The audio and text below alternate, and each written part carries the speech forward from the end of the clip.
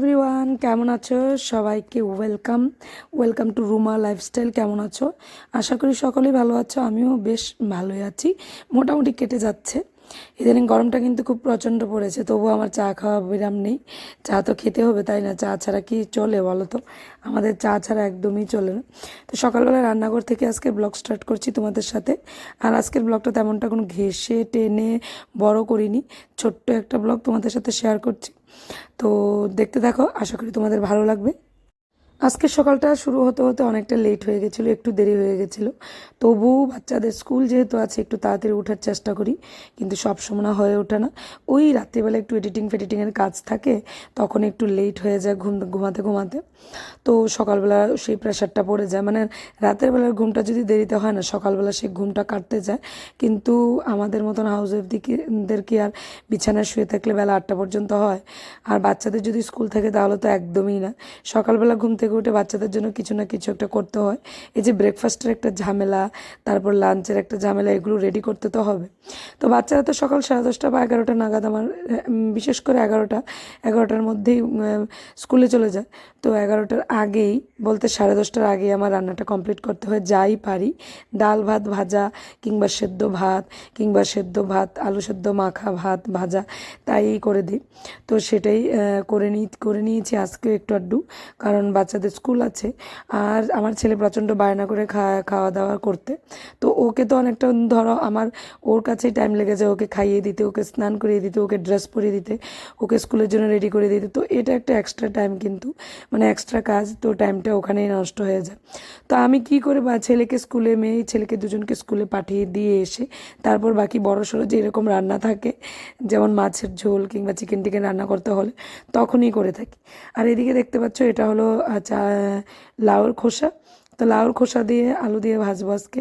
তো এইদিকে দেখো, লাউর খোসাটাকে কিন্তু আগে থেকে সেদ্ধ করে নেওয়া হয়েছে। সেদ্ধ না করলে এটা সফট হয় না, শক্ত থাকে প্রচণ্ড পরিমাণ। সেদ্ধ করতে গেলেও আমার প্রেশার কুকারে দিলে আমি 6 থেকে 7টা সিটি দিই। তারপর তো মাঝখান দিয়ে ওকে একটু আসলাম এখানে, স্নান টান করিয়ে রেডি করে নিয়েছি দেখো। আর ও এক জায়গাতে বসে না। আমি অনেক সময় বলে থাকি ফ্রেন্ডস তোমাদেরকে আমার ব্লগের মধ্যে, যে আমার ছেলে এক জায়গাতে কখনো বসে না, খুব কষ্ট করে ওকে বসাতে হয়, যদিও বসাই তাহলে পড়াশোনা নিয়ে বসাতে হয়। আর এই যে দেখো, স্নান টান করিয়ে আমি দিয়ে গিয়েছিলাম ওকে, করিয়ে ওকে বসিয়ে দিয়ে গেছি। তবে ক্যামেরাটা অন ছিল, আমার মনে ছিল না ক্যামেরাটা নিয়ে যাওয়ার কথা, মানে কোনো কিছু একটা বসিয়ে এসেছিলাম তো তাড়াহুড়া করে চলে গেছি।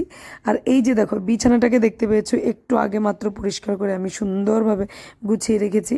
আর এখন দেখো ওর কাণ্ড, ও বিছানাটাকে কী করে নিয়েছি। যতবার ওকে বলি যে বিছানাতে খেলবি না, নিচে নেমে খেল, ও বিছানাতে বালিশ নিয়ে বাইক বানায়। আর নিচে যদি খেলতে বলি তাহলে এদিক সেদিক ওর খেলনা ব্লকগুলো সমস্ত কিছু ও ছড়িয়ে ছিটিয়ে রেখে দেয়। তো ওকে নিয়ে না পারা যায় না। ও স্কুলে ঘুম থেকে উঠে একবার ঘর গোছাতেও, তারপর ও স্কুলে যাওয়ার পর আমি আবার সেই ঘর গুছাই। আর আমার মেয়ে কিন্তু তেমনটা না, আমার মেয়ে কিন্তু একদম উল্টো, মানে ওর উল্টোটা। ও যেভাবে থাকতে ভালোবাসে, ও একটু এলোমেলো করে এদিক সেদিক করে খেলাধুলা করে ছড়িয়ে ছিটিয়ে ভালোবাসে, কিন্তু আমার মেয়ে সমস্ত কিছু গুছিয়ে গাছিয়ে সুন্দরভাবে, মানে সব কিছু একদম অ্যারেঞ্জ করে বিন্যস্ত করে তারপর খেলাধুলা করবে। আসলে ওর ঘরদোর ভরে থাকলে ওর একদম ভালো লাগে না। ও স্কুল থেকে এসেই প্রথম আগে দেখবে ঘরে কি নোংরা আছে। ও ভালোভাবে এদিক সেদিক হয়ে থাকলে, কোনো জিনিসপত্র যদি এলোমেলো হয়ে থাকে, ও আগে ঠিক করবে, তারপর গিয়ে ও খাওয়া দাওয়া করবে। যদিও ও লাঞ্চটা করে না, তো ওটা ওর স্কুলেই খাওয়া হয়। তো এই যে দেখো, এদিকে ডাল নিয়েছি। তো ডালটাকে এখন একটু ভালোভাবে ধুয়ে নিতে হচ্ছে। ডালের বড়া করব। তো ডালের বড়া করব যেহেতু, নিশ্চয়ই একটা তরকারি রান্না করব। আর ডালের বড়া খালি খালি তো দিয়ে খাওয়া যাবে না। আসলে কি বলতো, ডালের বড়া দিয়ে ভাত খাওয়া যায় না আসলে, আমার আমার মনে হয়, মানে গলা না শুকিয়ে ওঠে। এত শুকনো শুকনো একটা ডালের বড়া দিয়ে কীভাবে ভাত খাই বলো তো? তো ডালের বড়া দিয়ে পাতলা একটা ঝোল করব। আমার ছোটো বোন আবার ডালের বড়া দিয়ে আলু দিয়েও ঝোল রান্না করে। আর আমি ডালের বড়া আলু দিয়ে সঙ্গে কিছু একটা, অন্য কিছু একটা দিয়ে একটু ঝোল রান্না করব। ইদানিং নিরামিষ চলছে। আর নিরামিষ কেন চলতে থাকে কন্টিনিউ, তোমরা বুঝতেই পারছো আশা করি। বিশেষত কোনো একটা দুর্ঘটনার কারণেই নিরামিষ খেতে হয়, তো আমাদেরও তাই। তো এদিকে একটু পড়তে বসাতে আসলাম, কারণ পড়াটাও তো কন্টিনিউ রাখতে হয়, তাই না? ওর পড়াশোনা যদি না করাই তাহলে আবার অভ্যাসটা নষ্ট হয়ে যায়। আর পড়াশোনা প্রত্যেক দিন যদি সকাল বিকেল একটু করে নিয়ে বসি, তাহলে সেটা একটা হ্যাবিটে পরিণত হয়ে যায়।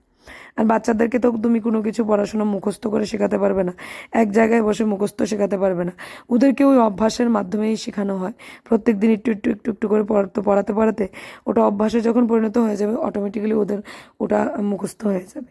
আর এদিকে ডালের বড়া করে নিচ্ছি, তোমাদেরকে বললাম যে ডালের বড়া করব, তো সেই ডালের বড়া করে নিয়েছি।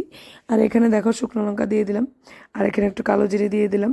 তো কালো জিরে শুকনো লঙ্কা দিয়ে দিয়েছি। এই যে দেখতে পাচ্ছ ডাটা, ডাটা ঝিঙে আলু সমস্ত কিছুই দিয়ে দেবো, একটা সবজি করবো। আর এরকম সবজিটা আমার মা রান্না করতেন। তো ঘরে যখন কোনো কিছু থাকতো না, তখন মা ডালের বড়া করে এরকম একটু সবজি টবজি মিশিয়ে একটা ঝোল করতো। মানে সবজি যদি আমরা খেতে চাইতাম না, ওই ডালের বড়ার লোভে লোভে খেতে বসতাম। আসলে দেখবো মধ্যবিত্ত ফ্যামিলিদের এরকমই সব কিছু তো না একটা ম্যানেজ করার ব্যাপার থাকে, তাই না? মানে সমস্ত কিছু একটা ম্যানেজ করব, ওটাকে এই দিয়ে ম্যানেজ করব, ওটাকে এই দিয়ে কম্প্রোমাইজ করব। ম্যানেজ আর কম্প্রোমাইজ জিনিসটা আমাদের মিডল ক্লাস ফ্যামিলির জন্য একদম অ্যাপ্রোপ্রিয়েট। মানে আমাদের এই জিনিসটা আমাদের জন্য মানে সবসময় কাজ করে থাকে। তো আমরাও মিডল ক্লাস ফ্যামিলি থেকেই বিলং করি।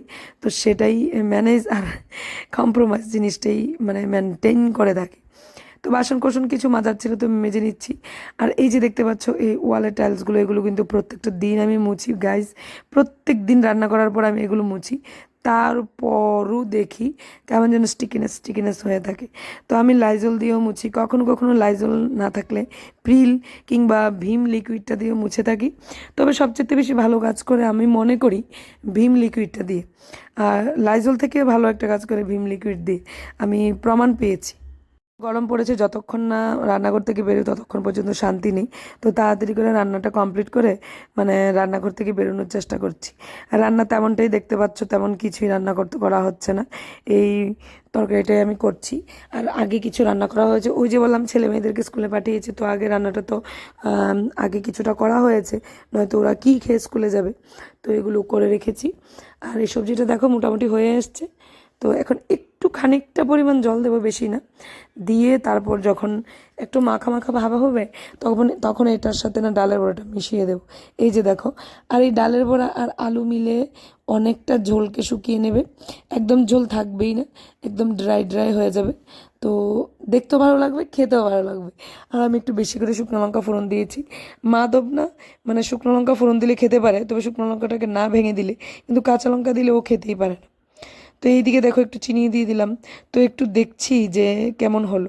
তো এইদিকে রান্না করা হয়েছে, তোকে চাল কুমড়ো দিয়ে ডাঁটা দিয়ে কুল দিয়ে ডাল, দেখতে পাচ্ছ কুল দিয়ে ডাল রান্না করেছে, কারণ আমার শাশুড়ি মা একটু টক জিনিসটা খেতে ভালোবাসেন, যেটা আমার একদম অপছন্দ। আর এখানে যে নিরামিষ সবজিটা দেখতে পেয়েছো, ওটা আমি রান্না করেছি। আর এখানে আলু আর এই যে লাউর খোসা ভাজা, আলু দিয়ে ভাজা, এটা আমার ঘরে আবার সবাই ভালোবাসে।